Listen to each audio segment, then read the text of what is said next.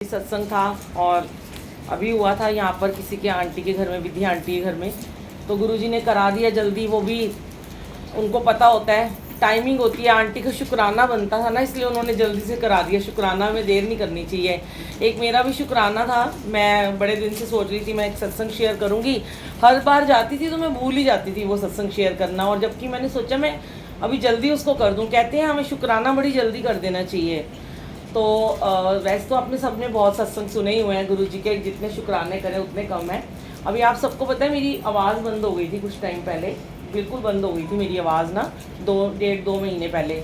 मतलब मैंने उस टाइम 2 दिन का मौन व्रत भी रखा था, और मेरे को पूरा 1 महीना, मैं जब 2 महीने पहले अमृतसर से आई थी तो मैं बिल्कुल बोल नहीं पा रही थी, और एकदम इशारे में बात कर रही थी, और बहुत धीरे धीरे मैं बात कर रही थी। ज़्यादातर लोगों को मैं कहती थी कि मुझे बात मत करो मेरे से, और मुझे डॉक्टर ने बोला कि आप बहुत धीरे बात करो, बोलो ही मत आप।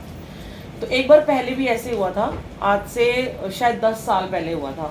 तो मैंने बहुत कुछ किया, अपनी मेडिसिन भी मैंने खाई, जो मैं कॉफलेट वगैरह लेती हूँ, मैंने ऑगमेंटिन भी ली, सब तरह के मैंने ट्रीटमेंट कर लिया, पर मैं डॉक्टर के पास नहीं जा पा रही थी क्योंकि मेरी रोज़ की सेवा थी, मुझे टाइम नहीं मिल रहा था। तो उन दिनों मैंने शिव पुराण भी मैंने जैसे शुरू की हुई है, तो बहुत ही खड़खड़ गले में ऐसे करती थी। तो सब लोग सुबह कहने लगे आंटी बहुत आपका गला ख़राब है। फिर मैंने थोड़े दिन के लिए अपने अंकल को वो सेवा दी कि आप पढ़ लो, कि मुझसे नहीं बोला जा रहा, आप पढ़ लो। क्योंकि बोलती थी ना तो यहाँ पे दर्द होता था, छाती भारी हो जाती थी, और बड़ा जोर लगाना पड़ता था, और उससे गला और ख़राब हो रहा था, आवाज़ मेरी फट गई थी बिल्कुल। अंकल पढ़ते रहे, पर मुझे पढ़नी थी। चौथी बार मैंने स्टार्ट की थी, क्योंकि कहते हैं 7 बार शिव पुराण लाइफ में ज़रूर पढ़नी चाहिए। तो ये मेरा 4th टाइम था। मैंने कहा ये मेरी सेवा छूट रही है, पर मैं सुन रही थी उनसे। फिर एक दिन क्या हुआ कि मैं बड़ी परेशान हो गई। मुझे फिर दोबारा जब दूसरी बार अमृतसर जाना था, तो वहाँ पे आंटी के यहाँ बहुत बड़ा सत्संग था, रश्मि आंटी के यहाँ महासत्संग था, 400-500 संगत ने आना था। अब मैंने कहा यहाँ तो मैं बोल ही नहीं पाऊँगी, वो सब कह रहे हैं सत्संग सुनने हैं, ये करना है, ऐसे करना है, इतने लोगों को चुप कराना, तो माइक भी था, सब कुछ था। तो मैंने वहाँ भी हुआ ही, बस मेरे से नहीं बोला गया, जैसे भी करके चिल्ला के मैंने और अपनी आवाज़ को ख़राब कर दिया। वापस आई, मैंने गुरुजी को कहा, मैंने कहा गुरुजी मेरे तो बड़ी परेशान हो गई हूँ मैं, कि अब कुछ तो आप मेरा कर दो, कि मेरी आवाज़ मुझे ठीक करो। अचानक से ना गुरुजी ने ना मुझे याद दिलाया कि 10 साल पहले भी मेरी आवाज़ बंद हो गई थी। तब मेरी आवाज़ बिल्कुल ही बंद हो गई थी, जैसे अभी जो थोड़ी थोड़ी निकल रही थी, तब वैसे मैं इशारों से बात करती थी, और मैं लिख के बात कर रही थी। तो मुझे एक डॉक्टर के यहाँ किसी ने पता बताया, पीतमपुरा में एक डॉक्टर आनंद है, उनके यहाँ चले जाओ, वो वॉइस खोल देते हैं, उनके पास कोई स्प्रे होता है जिससे ना वो आपकी आवाज़ खुल जाती है। तो अचानक से मुझे गुरुजी ने याद दिलाया, तो मैंने कहा अरे मेरे को तो ध्यान ही नहीं रहा, इन्होंने तो पहले मेरी आवाज़ खोली थी और मेरी तुरंत आवाज़ खुल गई थी। उन्होंने एक स्प्रे किया था, एक वो करके ना, जैसे क्या बोलते हैं उसको, वो एंडोस्कोपी टाइप गले की जो करते हैं। अब मैंने उनका नंबर ढूंढा, उससे गूगल पे उनका नंबर मिल गया, और मैं फटाफट वहाँ पे पहुँच गई। तो देखिए लीला कहाँ से गुरुजी की शुरू होती है, कि ये बात मैंने गुरुजी को बाद में बोली कि गुरुजी आप चाहते तो मेरी आवाज़ वैसे भी ठीक कर सकते थे, आप क्या नहीं कर सकते हो, जब मेरे इतने काम करते हो, इतने बड़े बड़े मेरे काम कर देते हो, तो मेरी आवाज़ नहीं आप खोल सकते थे। पर उनकी लीला थी। मैं वहाँ पे पहुँची तो एज़ यूजुअल मेरे फ़ोन में मंत्र जाप चल रहा था, तो मैं धीरे आवाज़ में मंत्र जाप चल रहा था। मुझे अपॉइंटमेंट लेने के बाद भी मुझे बड़ी देर वेट करनी पड़ी। तो बाहर रिसेप्शन पे 2 लड़कियां खड़ी थी, तो मेरे हाथ में ब्रेसलेट था, तो मुझे कहती है कि आंटी आप ये गुरुजी को मानते हो?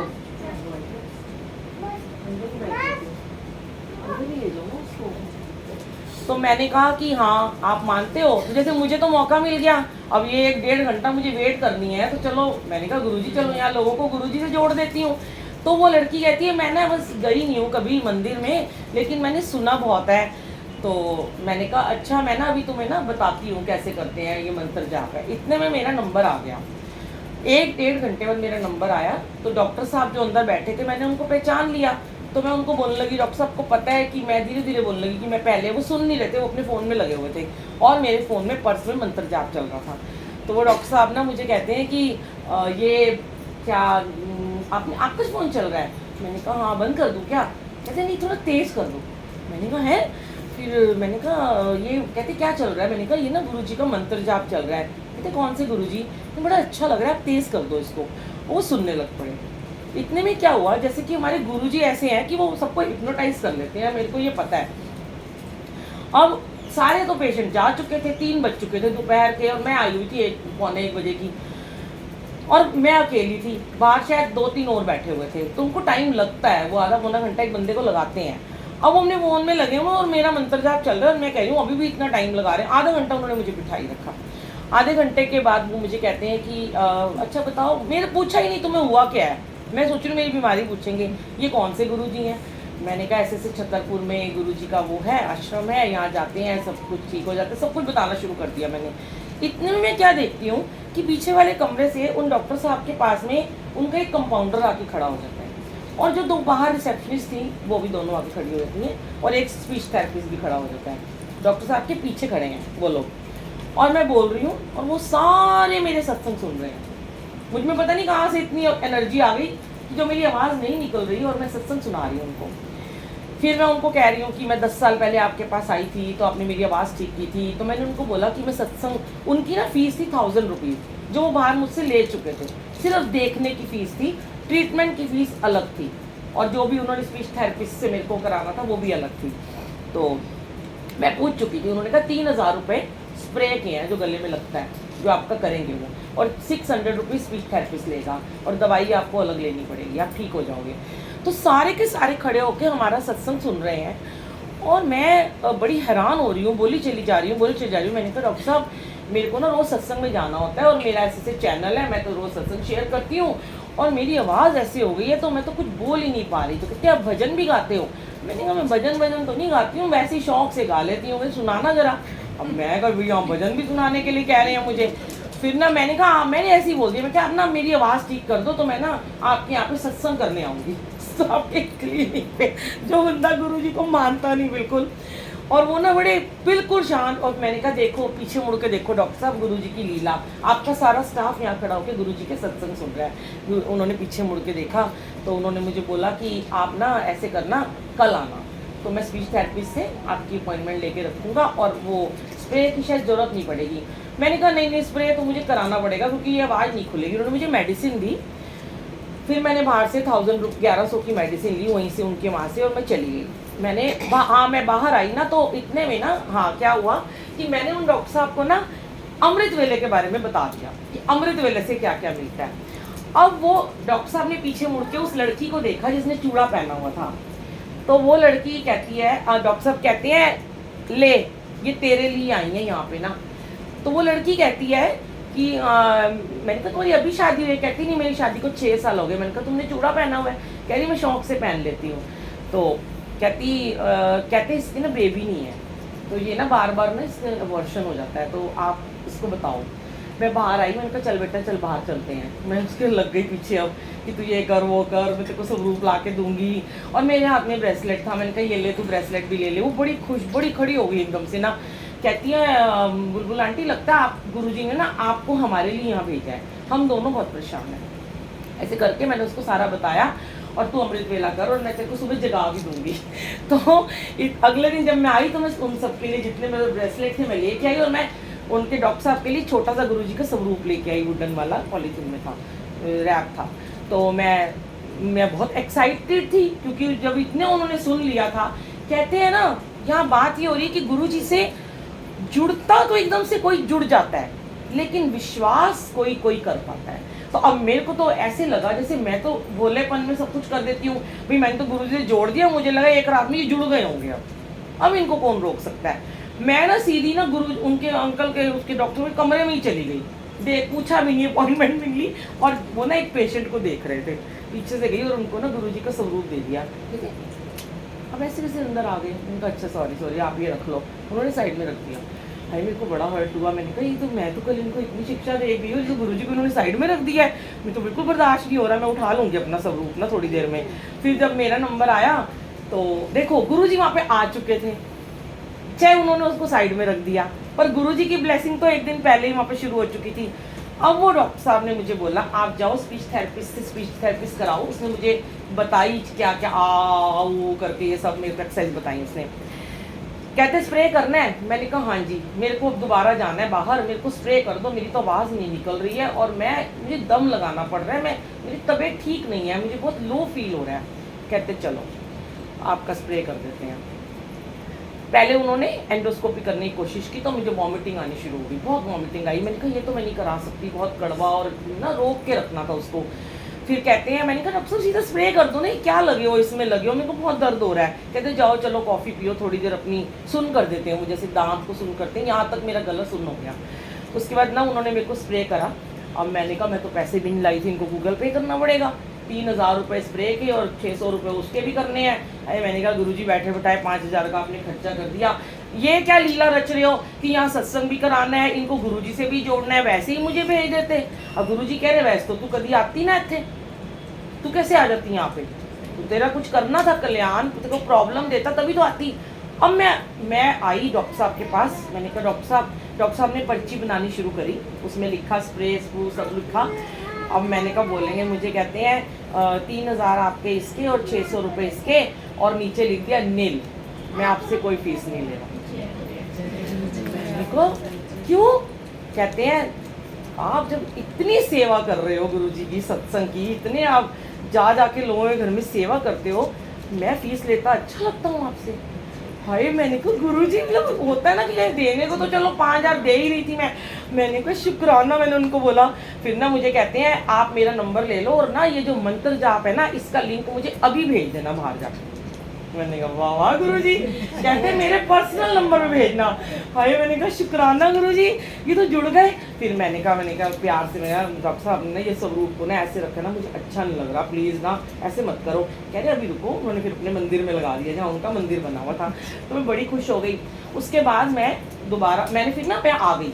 अब मेरा एक बार ही मेरी आवाज़ खुल रही थी ना, पहली बार जब मैं गई थी, अब मेरी आवाज़ ही नहीं खुली। मैंने कहा गुरुजी फिर दोबारा भेजोगे? मैंने फिर रात को उनको मैसेज किया, मैं कहा मेरी तो आवाज़ ही नहीं खुली है। तो कहते थोड़ी पेशेंस रखो, 2-3 दिन लगेंगे। मैंने कहा पहले तो एक बार में खुल गई थी। तो कहते पहले आपके साथ गुरुजी थोड़ा ना आए थे यहाँ पे। फिर मैं हंसने लगी। फिर वो लड़कियाँ जो थी उनको, वो मेरे को व्हाट्सएप पे बोलने लगी कि हमें अमृत वेला में उठना है तो हमें लिंक भेज दो। उन सबको अमृत वेले से जोड़ा। अभी मुझे वहाँ पर शुक्राना सत्संग करने के लिए जाना है। और फिर मैंने बोला, मैंने कहा गुरुजी देखो इतना कुछ आपने कर दिया, जोड़ भी दिया, दवाइयाँ भी ले ली, दवाइयाँ माफ़ भी करा दी, पैसे भी नहीं उन्होंने लिए, अब तो आवाज़ खोल दो। अभी आवाज़ नहीं खोल रहे हो, क्या चाहते हो, बार बार वहाँ पे जाती रहूँ क्या? फिर मैंने उन डॉक्टर साहब को, लड़की को कहा, मैंने कहा मैंने बोल के बताया वॉइस मैसेज की, देख मेरी आवाज़ अभी भी बहुत खड़खड़ हो रही है। तो उन्होंने मुझे कहा था 2 दिन तक चुप रहना, मौन व्रत रखना, बोलना नहीं बिल्कुल, जो हमने स्प्रे किया है। मैं 2 दिन तक मैं मौन में रही, बिल्कुल नहीं बात करनी, और जब भी बोलो धीरे बोलना। पर मैं कहाँ धीरे बोलने वालों में से, क्योंकि मुझे माइक मिलता नहीं है, तो मुझे तेज बोलना पड़ता है ना, उधर वालों को सुनाई नहीं देता। अब मैंने लोगों को कहना शुरू कर दी, जब बाहर जाती हूँ माइक जरूर लगा लिया करो, क्योंकि इतना तेज़ नहीं बोला जाता। फिर मैंने उस लड़की से कहा भैया तू उनको बोल मेरी आवाज़ ठीक नहीं हुई अभी तक। तो कहती अच्छा मैम चलो आप मेडिसिन खाओ अभी। मैंने फिर डॉक्टर साहब को बोला, डॉक्टर साहब कहते हो जाएगी। कुछ दिन लगे और मेरी सुरीली सी आवाज़ फिर से वापस आ गई है। थैंक यू, शुक्राना गुरुजी। मतलब मेरे को उनका शुक्राना करना था, गुरुजी का भी करना था कि गुरुजी ने, जो बंदा कभी मान नहीं रहा गुरुजी को, उनको जोड़ा, उनको अमृत वेले से जोड़ दिया। और उनको गुरु, और वो मुझे कह रहे हैं, अब मैं उनको रोज़ाना अपने सत्संग भी भेजती हूँ, डेली भेजती हूँ मैं उनको, और जो भी मेरे डालती हूँ वो भेजती हूँ, और वो मुझे जय गुरुजी और शुक्राना गुरुजी करते हैं। तो मुझे कह रहे कि यहाँ हो जाएगा सत्संग इतना बड़ा उनका। मैं कहा आराम से हो जाएगा, आपका स्टाफ ही इतना है, 10-20 को बोला। कहती हैं आप तो सारा दिन पेशेंट होते हैं। मैं क्या संडे करा लेना, संडे आपका हाफ डे होता है तो हम संडे आके गद्दी भी लगाएंगे। वो ना मुझे बार बार ना अंदर एक ही बात पूछ रहे, जब मैं बैठी हुई थी जिस दिन सेकेंड डे, पहले मुझे ये बताओ आप कुछ नहीं लेते कहीं जाते हो? मैंने कहा नहीं डॉक्टर साहब सच्ची में आप कुछ नहीं लेते कहीं जाते हो, फ्री में जाते हो? मैंने कहा सब सामान भी अपना लेके जाते हो, बड़े एक्साइटेड होते। मैं तो पहली बार ऐसे सोच रहा हूँ। कह रहे चलो फिर मैं तुम्हारी इतनी सेवा तो कर ही सकता हूँ कि तुम्हारा इलाज फ्री में कर दूँ। मैंने कहा थैंक यू। देखो कहते हैं ना, मैं हमेशा एक ही बात कहती हूँ, गुरु हमारा दिया कभी नहीं रखते। एक तिनका भी आप उनकी सेवा करते हो ना संगत जी, एक इतनी सी भी सेवा कर देते हो ना, वो आपको लौटा देते हैं कहीं ना कहीं से। चाहे वो प्यार प्रेम के रूप में लौटाएंगे, चाहे वो आशीर्वाद के रूप में लौटाएंगे, कैसे भी वो आपको वापस देंगे। चाहे आपके कार्य कर देंगे, जो आपके काम रुके हैं वो पूरे करेंगे। सेवा का बदला वो उसी समय तुरंत देते हैं, ये तो मैं देख चुकी हूँ। हमें मांगना नहीं है, कभी भी ये मत कहो मैं सेवा, कभी भी हम होते हैं ना सेवा में, आप बिलीव नहीं करोगे, शुरू में मैं भी बोल देती थी। अब मैं कभी भी कुछ चाहिए होता है, पता है गुरुजी को एक ही बात कहती हूँ, गुरुजी ये मत समझना कि मैं सेवा में उसलिए मैं आपसे मांग रही हूँ, मैं तो ऐसे ही आपसे मांग लेती हूँ, देना है दे देना, नहीं देना मत देना, ऐसे बोलती हूँ मैं। आपकी मर्जी है, देना चाहो तो दे देना, नहीं तो मत देना, पर मैं आपसे सेवा का बदला नहीं मांग रही। क्योंकि जब हम अपनी सेवा का बदला मांगते, देखो माँ बाप होते हैं, बच्चों की सेवा करते हैं, बच्चे माँ बाप की सेवा करते हैं, क्या वो बदले में कुछ मांगते हैं उनसे? अगर वो मांगेंगे तो वो व्यापार हो गया ना, वो तो प्यार कहाँ रह गया? प्यार तो वो है जो सिर्फ देना जानता है। आप देते हो, इनको दे रहे हो, सेवा दे रहे हो, संगत की सेवा कर रहे हो, सत्संग कर रहे हो, कहीं जा रहे हो, अपना समय दे रहे हो, बहुत प्यारे प्यारे भाव देते हैं गुरुजी। अभी परसों की बात है, एक आंटी का मुझे मैसेज आया कि आंटी ये 11 तारीख का सत्संग कर दो। तो मैंने बोला बेटे जून तो फुल बुक है, भाई एक आधी डेट खाली है, और अगर तुमने कराना है तो बता दो। कहीं नहीं 11, मैंने कहा कोई एनिवर्सरी है, पता नहीं क्या है। मैंने कहा नहीं बेटा, कह के ना जब नहीं कर पाती हूँ थोड़ा सा मन दुखता है कि हाय गुरुजी ये 11 2 बार आ जाती महीने में, तो मैं 2 सत्संग कर लेती, मुझे ये भाव आता है। तो मैं गुरुजी के सामने बैठी थी, मैंने कहा गुरुजी देखो ना, सेवा का मतलब बदल गया, सेवा का मूल्य बदल गया, सेवा का सिस्टम ही बदल गया। मैंने कहा एक वो समय था कि जब मेरे को कोई मेकअप की बुकिंग कराने आता था तो मुझे कहता था मेरे 12 का मेकअप है, मेरा 11 का मेकअप है, तो मैं कहती थी हाँ 11 को मैं फ्री नहीं हूँ क्योंकि मेरी पहले से बुकिंग है।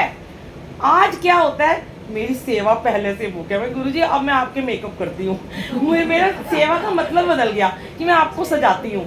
तो वही चीज़ है, ट्रेंड चेंज हो गया सेवा का, लेकिन सेवा तो सेवा ही है, चाहे वो बिजनेस की कर लो, चाहे नौकरी कर लो, चाहे बच्चों को पाल लो, चाहे बुजुर्गों ही कर लो, चाहे बीमार किसी सास की कर लो, माँ की कर लो, सेवा सेवा ही होती है। कभी भी कोई लोग ये ना सोचा करें कि ये बहुत ब्लेस्ड हैं आंटियाँ अंकल, ये सेवा में जाती हैं और हमें तो सेवा नहीं मिलती, ऐसा कुछ नहीं है।